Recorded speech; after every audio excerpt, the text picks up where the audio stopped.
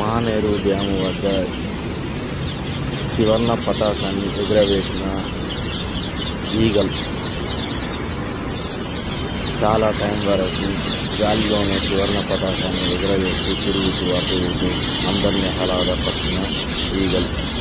మా వీడియో కనుక మీకు నచ్చినట్లయితే లైక్ చేయండి, సబ్స్క్రైబ్ చేసుకోండి. ఇలాంటి ఆసక్తికరమైన వీడియోల కొరకు మా ఛానల్ చూస్తూనే ఉండండి. నచ్చిన వారు జై హింద్ అని కామెంట్ చేయండి.